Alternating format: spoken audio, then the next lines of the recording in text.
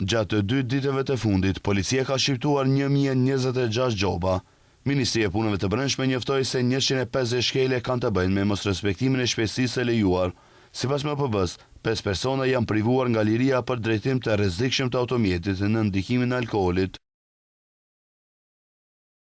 Nga të dhënat statistikore të aktiviteteve policore rezulton se gjatë kësaj periudhe janë evidentuar 199 shkelje për parkim të parregullt, ndërsa ndaj 116 drejtuesve të automjeteve është marrë mas për drejtim të automjetit pa leje drejtimi dhe 16 sanksione për drejtim të automjetit në ndikimin e alkoolit.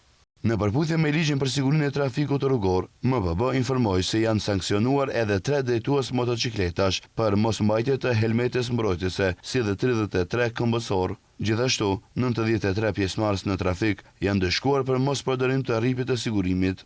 Sipas ligjit për automjete, 15 automjete janë larguar nga qarkullimi për shkak se ishin të paregjistruara, ndërsa 6 automjete për shkak të defekteve teknike.